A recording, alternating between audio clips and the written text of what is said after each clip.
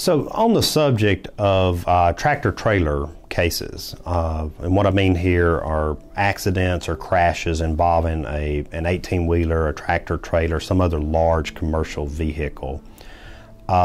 We are frequently asked by our clients, is it okay if I give a recorded statement to the insurance adjuster or to the claims handler for the insurance company or the trucking company? And most people, innocently enough, in asking this question, just want to do the right thing. They want to be available, try to get their claim going. But I cannot emphasize enough of just why and how that is a bad idea for pretty much anyone who's been injured in a wreck involving a tractor trailer or other commercial vehicle. Just my advice, just don't do it. Just do not give a recorded statement to the insurance adjuster or to the trucking company without having legal counsel involved on your behalf. We frequently just run into problems on that. And the problems arise in many different ways that just may not be evident to the person given the statement there at the time. And it's not evident because you don't handle these claims on a daily basis. You don't take these cases to trial. It's not that people mean to undercut their own claim, obviously, and we're not encouraging people to do anything unethical or wrong, but you need for your rights to be protected. And the most important thing to understand in the context of this question of whether to give a recorded statement up front to the insurance adjuster or the trucking company is to understand they're not asking you to give that recorded statement to help you and your claim. They're asking you for that recorded statement so they can later use it against you to devalue or deny or undercut or beat your claim. Bottom line, they're not on your side. They're on the trucking company side. They're on the side of that driver who caused this collision, who caused the injuries, or God forbid, the death to you or your loved one.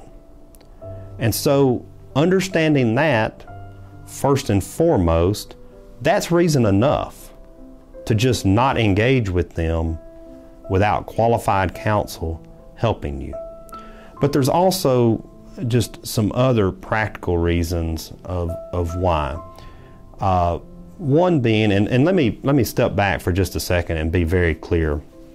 In the context of recorded statements or making statements, I'm not talking about giving a statement to the highway patrolman at the scene or the sheriff's office or the city police who respond to the wreck. I'm not talking about the actual first responders, police who are there responding and who are doing their report. By all means, you need to be forthright and give all the information to them at the scene because we need to get those facts documented through their report. What I'm talking about is the company representative of that trucking company or the insurance adjuster or claims handler who later contacts you for a recorded statement, typically over the phone. Sometimes they'll ask to do it in person, but where they want to record you giving your version of what happened. So two different things. Okay to talk to the police at the scene. Absolutely do not give recorded statements to the insurance adjuster or company representatives after the fact. But in addition to just the fact that they're not on your side, one of the reasons, just very importantly, that you want to have counsel involved is because sometimes the way that a question is worded, different meaning can be taken from the question, depending on if it's open-ended or closed-ended are asked in a way. And so, for instance, I'll give you a specific example that I've had to deal with in a case, is asking the question of, well, you haven't lost your job or anything after, since this wreck, have you? Well, the person who may be still in treatment and who believes they have a job there waiting for them may answer no, believing that they are out on sick leave. But if they have not finished treatment and have not been fully informed by their doctors of what their prognosis is and the likelihood of a full recovery at that time, that's an improper question. But the answer to that question of answering no could get brought up months or years later after they haven't been able to go back to work, after they didn't reach a full recovery, to show and say that, well, a month after the wreck you said you hadn't lost your job, but now a year later you're saying you have. And they'll use that to undercut your case.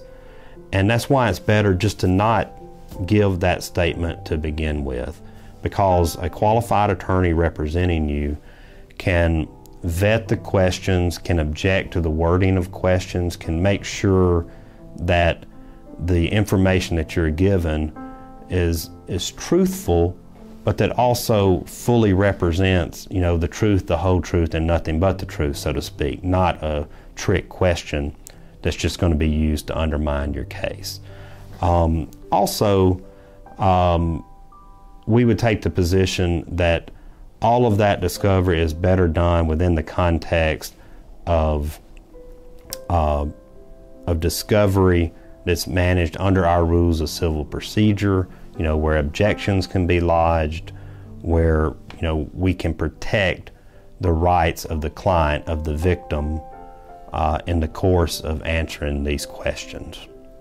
So, bottom line, I am hard-pressed to come up with a situation where I say it is okay for any victim of a trucking accident, certainly no client of mine, no victim in the state of Mississippi who consults with us, that we're going to advise you to give a recorded statement to the trucking company or their insurance carrier without having your legal counsel involved. It's just a bad idea.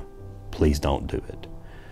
If you're involved in any kind of case, though, where a truck, a commercial vehicle has injured you or a loved one, Brad Morris Law Firm is available for free consultation on those cases and other personal injury cases. We're here to answer your questions. And I hope this information has been helpful to you. And please, please, just do not give recorded statements without your counsel involved.